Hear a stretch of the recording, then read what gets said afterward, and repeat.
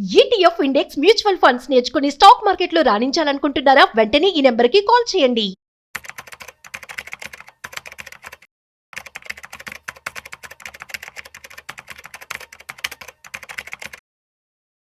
నమస్తే సుందరరామరెడ్డి గారు. నమస్తే సార్.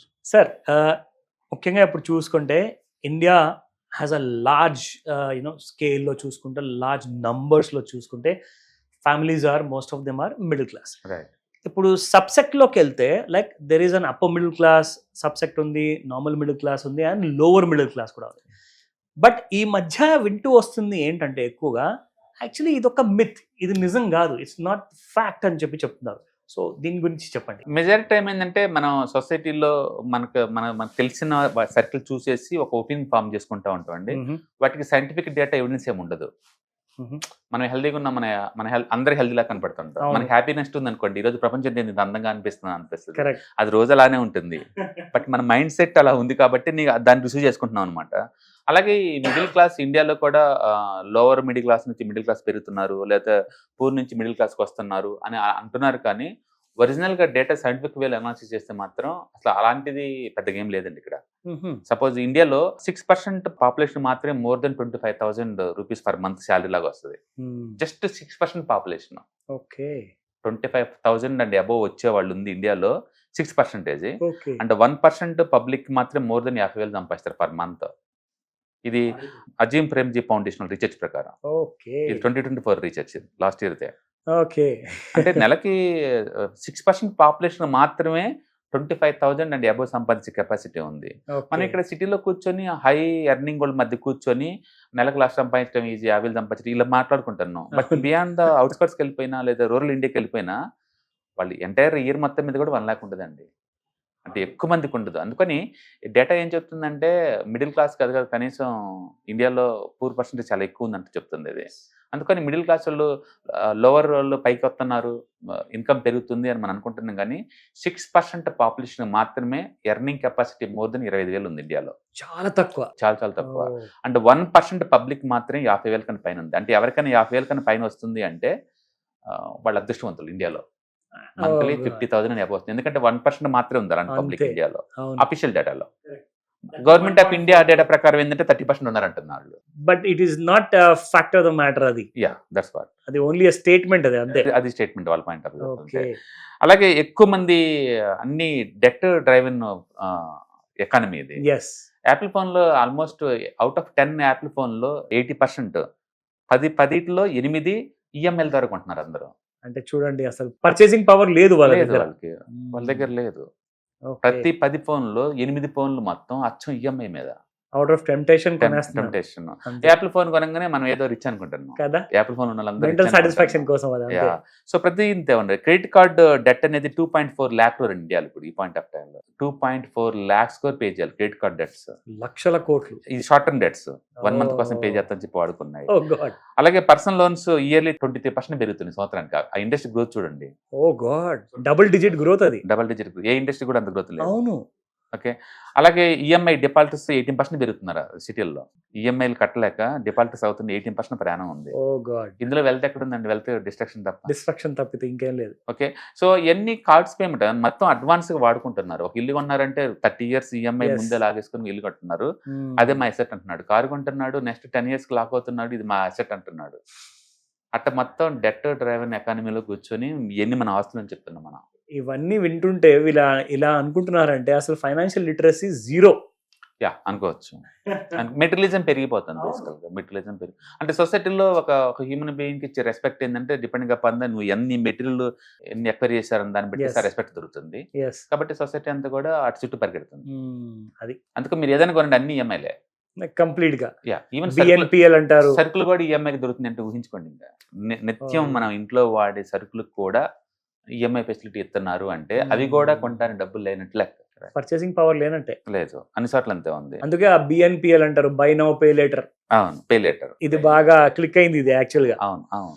ఎందుకంటే ప్రతి యాప్లో ఇప్పుడు మోబిక్విక్ కానివ్వండి, పేటిఎం కానివ్వండి, వాళ్ళు ఒక 10,000 20,000 మీకు ఆల్రెడీ క్రెడిట్ లైన్ ఇచ్చేస్తున్నారు. ఇచ్చేస్తున్నాడు. ఇది మీరు వాడుకోండి, నెక్స్ట్ మంత్ కట్టుకోండి. కట్టుకోండి.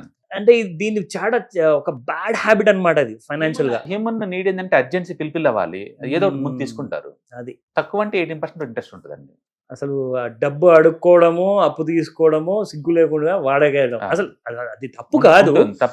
గుడ్ డెట్ అయితే పర్వాలేదు, తప్పదు. Correct. ఒక హెల్త్ కేర్ తప్పదు, ఒక Correct. ఎడ్యుకేషన్ తప్పదు. Yes. కొన్ని రిటర్న్ ఆన్ ఇన్వెస్ట్మెంట్స్ ఎక్కువ వస్తాయి కాబట్టి వాటిలో అర్థం ఉంది, కానీ అబ్సల్యూట్లీ అన్నిటికీ అర్థం లేదు. దాన్ని అలవాటుగా చేసుకోకూడదు. అవును, అది అవును. నిజంగా బ్యాడ్ డేట్ అవుతుంది మరి. అవును. సో ఫైనల్ గా ఆ క్రెడిట్ స్కోర్ పడిపోవడం కానివ్వండి, లోన్ రిజెక్షన్స్ పెరిగిపోవడం కానివ్వండి, మళ్ళీ ఇంకా డెట్ లో కూరుకుపోవడం కానివ్వండి, ఎక్కువ అవుతుంది ఆ ఇంకా. మిజరబుల్ లైఫ్ బ్రతకలేక సూసైడ్లు చేసుకోవడము, అవును. నిజంగా చాలా బ్యాడ్ సిచ్యువేషన్ అండి. మీరు అన్నట్టుగా అసలు less than 6% is like yeah, చాలా వర్స్ట్, చాలా తక్కువ పథెటిక్ ఇది. అండ్ థర్డ్ వన్, ఇండియాలో టోటల్ వెల్త్ 77%, ఓన్లీ 10% ఉందండి. Top 10 earning the 77% income, top 10%. Bottom 50% just 2.8% అండి. బాటమ్ నుంచి ఉన్న 50% పాపులేషన్ మొత్తం ఎర్నింగ్స్ ఎంత అంటే టోటల్ వెల్త్ లో 2.8% అండి. ఇంకెక్కడ మిడిల్ ఎక్కడ ఉందండి? అక్కడ నో ఛాన్స్ అసలు మిడిల్ లేదు, మొత్తం బాటమ్ లోనే ఉన్నారు. అబ్సల్యూట్లీ. కాబట్టి ఇది ఆక్సమ్ 2025 స్టడీ. ఓకే, ఇండియాలో రిచ్ ఎంత వస్తుందంటే ఓన్లీ టాప్ 10% వాళ్ళే సంపాదిస్తున్నారు డబ్బు అంతా. కరెక్ట్.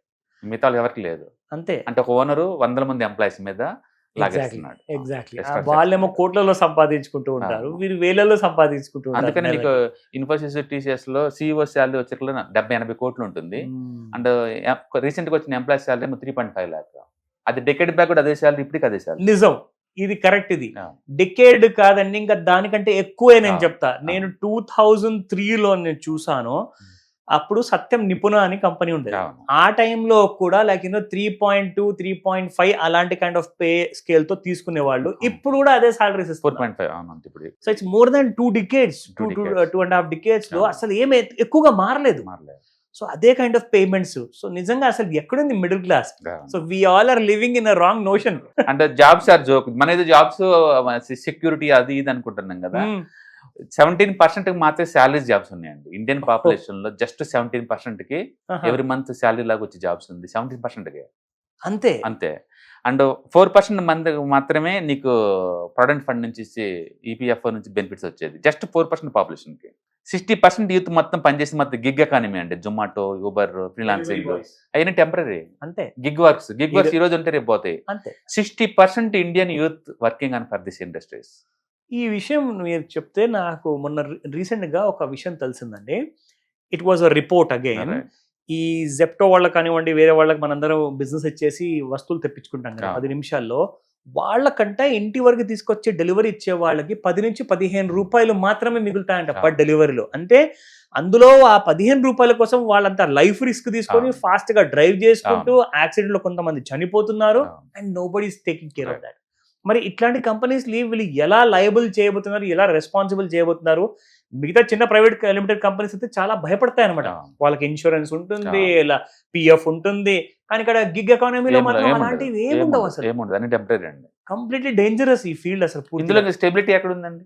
ఎక్కడ లేదు. పైగా యూత్ ని యూజ్ చేస్తారు వీళ్ళు. ఒకసారి ఏజ్ రాంగ్ సైడ్ వచ్చింది అనుకోండి, వాళ్ళు ఎవరు తీసుకోరాళ్ళు. అండ్ ఆ యూత్ ని కూడా ఉంచుకునే గ్యారంటీ అనేది లేదు అక్కడ. జాబ్ లో 1 సంవత్సరం వరకు ఉంటారనేది. I think this is really a bad situation అండి. ఇండియా ఎంత ఫాస్ట్ గా అయితే గ్రో అవుతుందో అంతే ఫాస్ట్ గా ఎంప్లాయ్మెంట్ గ్రో అవ్వట్లేదు. దానికంటే ఇంకా స్లోగా ఇన్కమ్స్ అనేది గ్రో అవుతున్నాయి. కాబట్టి నిజంగానే ఒకసారి మళ్ళీ ఆలోచించమని చెప్తాను. భవిష్యత్తు గురించి ఆలోచించేసి మంచి మంచి ఇన్వెస్ట్మెంట్స్ చేయమని చెప్తాను. Thank you so much sir. Thank you. Hi, మీరు స్టాక్ మార్కెట్ కి కొత్త, లేదా మీరు మార్కెట్ లో ఉన్నా సరే మనీ మేక్ చేయడం టఫ్ గా ఉందా? అండ్ స్టాక్ మార్కెట్లో ఎన్ని సంవత్సరాలు ఉన్నా సరే ఇంకా బ్రేక్ ఏం రావట్లేదా? లేదా మీరు పెద్ద మొత్తంలో స్టాక్ మార్కెట్లో మెయింటైన్ చేయాలనుకున్నారా? మీ పొజిషన్ ఏదన్నా అయి ఉండొచ్చు. స్టాక్ మార్కెట్లో కనుక లాంగ్ టర్మ్ లో మనీ మేక్ చేసుకోవాలనుకుంటే షార్టెస్ట్ పాసిబుల్ వే అంటే ETFs, index funds, mutual funds ద్వారా లిటిల్ బిట్ ఈజీగా ఉంటుందన్నమాట. కాబట్టి మీకు ఎవరికైనా ఇంట్రెస్ట్ ఉందంటే ETFs, index funds and mutual funds నేర్చుకోవడానికి ఇది బెస్ట్ పాసిబుల్ వే ఏంటంటే ETFs, index funds and mutual fund course. ఇది ఎవ్రీ మంత్ వీకెండ్స్ లో సాటర్డే, సండే, మండే ఇలా 3 రోజుల్లో daily 2 hours, totally 6 hours programme ద్వారా నేర్పడుతుంది. ఇంట్రెస్ట్ ఉన్న పార్టిసిపెంట్స్ కింద స్క్రోల్ అవుతున్న నెంబర్స్ ని కాల్ చేయడం ద్వారా లేదా రిజిస్టర్ చేసుకోవడం ద్వారా మీ సీట్ ని బుక్ చేసుకోవచ్చు.